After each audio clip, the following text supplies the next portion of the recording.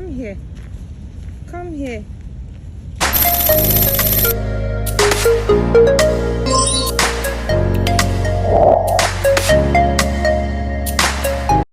Hey y'all, welcome to my YouTube channel. It's your girl Cindy. If this is your first time to this channel, you're welcome.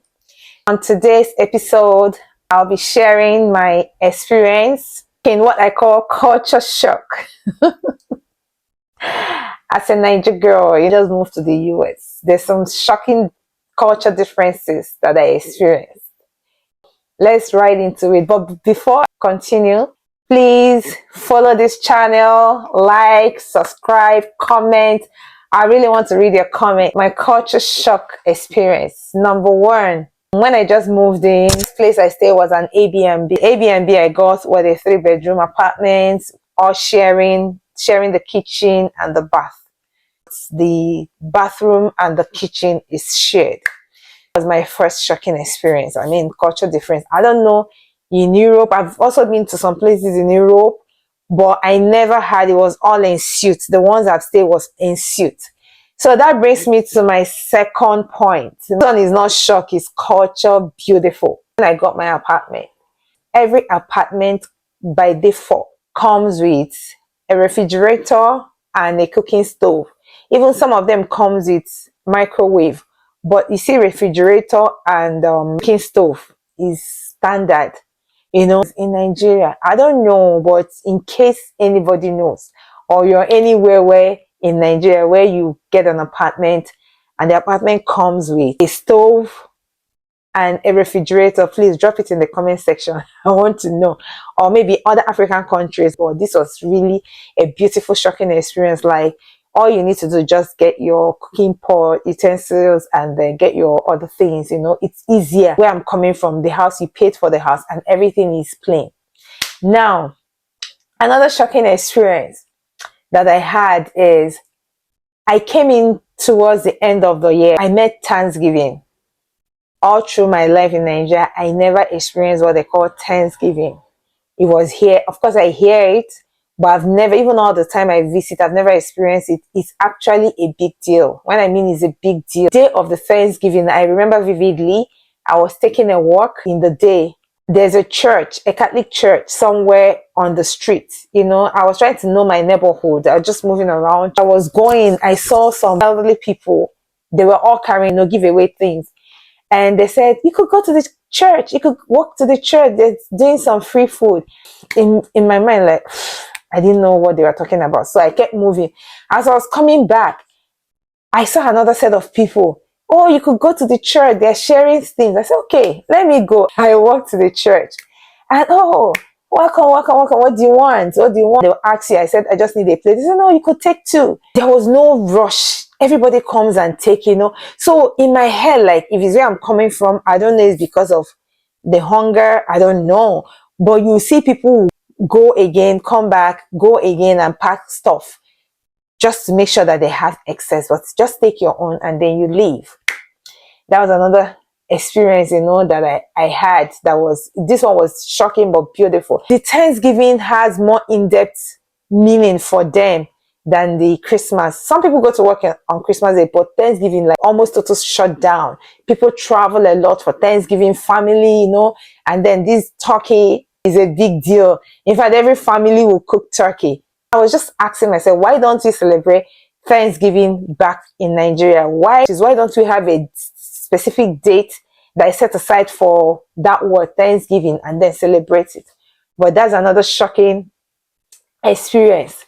Then moving forward, I think the third shocking experience I had was when I wanted to go open an account. I walked in, I want to open an account. The next thing, do you have an appointment? No, I don't. Oh, sorry. You have to schedule an appointment. And the shocking thing, it is not even like people are plenty in the banks, right? It's not like you had a lot of people. There's no crowd. But they will not let you. You have to go back. Like, you go today, you get an appointment for a week. Sometimes it takes a month for you to get an appointment. I think they have a limit for the day or something. So once they exceed that limit for the day, they schedule for another day. So I had to go schedule an appointment. That even when I did my driver's license, Everything is, there's no cutting corners. When I mean there's no cutting corners, you can't cut any corner. Everything, you have to schedule an appointment for you to get a slot. Then another thing is, hey, hey, this one, oh, shock me. I'm serious. This is what I'm going to say. Oh, shock me. Here, I found out that a lot of things are do it yourself, DIY. Do it what yourself. I got a car and started driving. One day, I was driving and I found that one of my tires needed air. In Lagos, you have a vulcanizer. There's no way. There's always a vulcanizer around. My dear, where you want to see vulcanizer? I racked my brain. I hear people say, do it yourself. And I also hear people say, you can get those things done in the gas station. So immediately I put in my map, nearest gas station around, and then that took me there. Then when I got there, it's not getting there. I now saw vacuum line, and I saw put air in your tire. I saw that box. So I was now like struggling. I didn't know. So it has to be coin. You have to put the coins, and I didn't have coins. As I was struggling, luckily the guy drove in, and the person was trying to also put air, and he said, "Can I help?" And I said, "Yes." So he now asked me. I said, "I have this thing." So he had coins, and then he put it for me. The thing now opened. He now told me what to do. Hey, it was my saving grace. That was how I put air in my tire, and then I drove off. But that did not stop there, because we are still talking about the gas station and the experience. Then another day, the first time I wanted to buy gas. Drive into any gas station in Nigeria. You don't have any business touch. You'll be in your car. The gas attendant guys will come out. Auntie, how much gas you want to buy? You tell them, but here, nobody, you do it yourself. Although some locations, I've gone to another state that I drove that is close to my own state, where the gas people will come, you give them your card, and then you just swipe your card and then they fill it for you. They ask you how much. But in my state, nobody does it for you. You just put it yourself, and then you save yourself. That's it, on the go. That's another culture shock I had. Everything is do it yourself. That brings it to another one. I think we're on the fifth one. The fifth one I'm going to talk about is the trust with your card. What I mean by that is that you walk into an eatery or you go to a bar. Like the day I went to a bar with some friends, we had drink. And then when you finish and they write their bill and they bring it to you, you see it. They don't have their POS with them there. You give them your card. In my head, like, huh? My card. Ha! Everybody, you protect your card. You hide it. Like, hide it. Oh, hey, God, you want them to see your PIN. That thing in our head, like, like somebody will want to take your card. Lack of trust, and then a lot of fraudulent things. But this one, they'll take your card, go into their office where their POS or whatever thing they're using is, they'll swipe your card, come out, give you your receipt, you sign. I'm like, what if they copy your card number? What if, in my head, I said, nothing. So my friends, they've been here, said, nothing. So that was another culture shock. Another culture shock. It was so interesting how you can do all that and then have your card, and nobody is going to be worried, and you're not worried. You're not looking over your shoulder like somebody is coming to, scam you or later do anything with your card or have a duplicate or something. No. So that brings me to number 6. Have you been to Balogun before? In Nigeria, if you go into a shop without buying anything, they will abuse the life out of you. But here, you can just, in your leisure, you go into a mall. Let's say you like Macy's, you walk into Macy's, you see how beautiful they welcome you. You're doing window shopping, or do you want anything in particular? You even say that, nah, I'm doing window shopping. That's even, I think when they hear that window shopping, they see you as a potential customer, somebody that is willing to spend money. They will, okay, the fact that you don't have any particular thing in mind, they will want to show you things. Oh, this looks good. And you're like, oh, can I? Sometimes you're not even saying, can I try it? They're the ones to suggest to you, you can try it. Go to the fitting room to try it. You can test all the clothes there. And you know you're in the shopping. You finish and like, okay, it's beautiful, it's nice. And you, shh. And they're telling you, okay, thank you, nice coming, bye. In Niger. Enter the store, they ask you one question, like they notice that you're not buying. The way they will look at you, first of all, they'll size you up. Here, there's nothing like that. Nobody, they don't know your pocket. You're potential for them, you're a potential customer. They will give you the attention and then you finish and go. And they all smile, they're all happy that you even came. That's another shock I had. Then that brings me to another one, that what they call the return policy, the return policy. Ha! Hey. Have you bought something in Nigeria, buy that same day, and get home and notice it's not what you want, it's not your style, and go back? Reward? Hey, return fire. To who? Who are you returning it to? And tell me, take it or go dash it. Like, there is not here. Here, once you come back to them, sometimes you even maybe had tried it, as long as the label is there and you take it back to them. They ask you what's the reason for returning it. But I don't need it. I went to Best Buy one time. My Apple Watch came. You know, Apple, it doesn't come with the cord. No, it comes with the cord, but it doesn't come with the head. I drove to Best Buy and I bought it. Then I go home. Before I opened it, I now used my phone charger, plugged, it started charging. The next day I went back. What are you here for? I want to return my whatever. Okay, go to that line. I got there. Why do you want to return it? I go home and I saw that I have a charger. Okay, they'll collect it. Tell you, your money will be returned to your card. So day. And that's it. Auntie, I dusted myself. I'm back home. It's so seamless. Their return policy is so beautiful. Even I've heard people that have used something like a month or 2 months and they felt they don't have need for that again. They return it. Period. The next culture shock is animal rights. The way they value animals. Anything that has breath in this America, anything that has breath, the same way as a human you have breath, you're valued, is the same way animals have their rights. One time I went to a different state and deers come at the back of the house sometimes. They walk around, you just see them, you stay at the back and you'll be watching them. You know, they move around. And I was asking this person, I said, hey, as an Igbo girl, we like bushmeat. This is my village.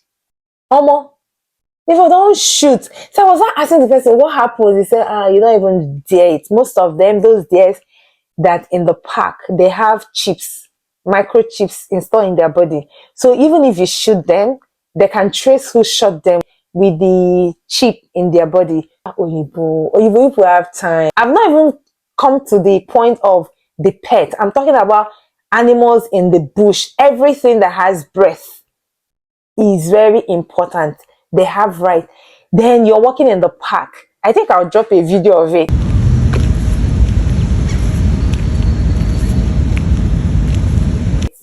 You're walking in the park. You see squirrel. They are jumping from one. Where I come from, either they call it Osa. Please, if you're an Igbo person and you know what squirrel is called in Igbo, please drop it in the comment section. I want to read it because it's a correct bushmeat. Bushmeat. But here, they will walk closely. In fact, they'll be competing with you. They will walk side by side. You'll be chasing them. Come here. Come here. Is it when you're driving, there's some road you see it, deer moving. So careful so that you don't run into them. Every animal has rights here. They have rights. Right to live there. Are we talking about their pets, the dog, the cats? They have their clinics. You don't treat them anyhow. They have rights. Like, they value life so much that you just be wondering. Animals have rights like human beings. Another culture shock. This particular culture shock, please, can somebody explain to me what they mean by saving light, saving daylight? Hey, God, oh. How do you save daylight? for winter. Make it make sense now. So no, make it make sense to me. Let me understand it. Make it make sense. When I came in towards the end of the year, November, I met what they call um time change. So what it means is that during winter, they take off 1 hour. What it means is that particular day, after 12 o'clock, then you jump to, the thing jumps to 2, right? It jumps. There's a way it jumps, and you find out that the time is reduced. So that's how, during the winter, you find out that the time, the time difference between America and Nigeria, depending on the state you're living, but the state I'm living, you have 5 hours difference. They'll take out 1 hour, and then you have 5 hours difference. And I'm like, who sets the clock? I said digital clocks that will automatically also change, but manual clock, you have to set it again. In the summer, by March, they add 1 more hour, and then that means 1 hour that they added, you now have 6 hours time difference. During the summer, sometimes from 4:30 a.m. in the morning, the day is bright. When I mean bright, in fact, 5 a.m., I think I had a video, I had to record 5 a.m. in the morning, like 20 minutes past 5 a.m. to show you. I'm going to drop it again. The day will be so bright till 9:30 p.m. When I mean bright, it will be very bright. Why during summer during winter is a reverse. During winter, by 4, 5, it's getting dark. It's very dark. While the day start breaking from 8 a.m. That's when the day start breaking. So it's darker, while in the summer is you stay 9, when I mean 9 p.m., 9:30, it's still bright. It's still sunshine sometimes, a little bit of sunshine. So, and then the question is, who does that? I don't get it. So, I begin to ask this question, why do we have such differences from Africa and here? So another culture shock I have is weather. Hey, their weather is extreme. In Nigeria, we only have rainy season and harmattan, right? That's the two weather that we have, rainy season and harmattan. But here we have the summer, the spring, the winter, and which other one again? I've forgotten. But if you remember, I think they have 4 weather during the during 4 different weathers here. I remember we have falls. So now that we're in winter, this is summer. Sorry, we're in summer. After the summer, we'll go into falls. After the falls, we're now going into winter. After winter, we have spring. After spring, then we have summer again. That's how it goes. So it's only during summer that you can, open your body. We dress loosely, and then wear your tank tops, wear your shirts, because it's pretty hot. But aside summer, the weather is called what? Bipolar. You can be leaving the house, you think the weather shows, oh, there's sunlight, and then you go without having your jacket. The weather can change automatically, and it will be cold. And if you did not go out with anything, it goes, when I mean bipolar, it goes like this. Today, 1 second, you think you know the weather. The next second, you don't know the weather. That is one thing with the weather here. It's very bipolar. That's why I call it. It's bipolar. Because you cannot explain it. You're seeing that it looks like the weather is going to be good. And you now said, okay, weather looks good today. Let me just, wear something not too hot, not too cover up. Cold mama you. So that's another culture difference. So that thing too, that is a culture shock I had when I came in is the waste management. In Nigeria, dustbin, everything, you put it together. Everything, you put it together, and then you can go and throw your dustbin out. Here we have days that we call trash days. Are the days the waste management team comes to pick up the trash. The day before the trash days, Sundays in the evening, you bring out all your trash. Remember, here we have different color of trash bags. You have for the recycle, and decomposing trash, another one. So when I came, it was a struggle. I just go in and throw things into the trash and this thing. So you have to separate it. Give me a little bit of time to get used to remembering it. You always have the recycle and the other trash. So, but you have to bring them out, also separate them and then bring them out a day before outside. So in the morning, the trash management people come and pick it. That's how it is. Everything quite organized. Okay. Okay, we are learning. We are here to learn. The last one, I think the last one for now is shopping bags. In Nigeria, when you finish, they pack your things in your polythene bag. But here, what I'm trying to say, your shopping bags, you buy it. If you like, let the bill of what you bought, $500, $1,000, $2,000, almost. You guys buy your shopping bag. You guys buy it. So it doesn't come free. I also think it also makes people have they have this culture of recycling things, or people being responsible. I don't know why, but I remember when I used to visit before, this whole of shopping bag, I mean buying it, it was introduced newly, because I remember 2016, I came, when you buy things, they give you a free shopping bag, but now you have to buy it. You have to buy it, no matter, even if you're buying one item. Either you take it in your hand, nobody's going to beat you. Or if you want them to put it in the bag, you have to buy it. So we have come to the end of this episode. If you like this channel, please subscribe. Help your girl subscribe, like, comment, give this video a thumbs up, and please share with your friends and family. Let's build this community. I call this community Fine Tribe. So let's have it, my Fine Tribe. So looking forward to next episode. I love you all. I love you. Bye.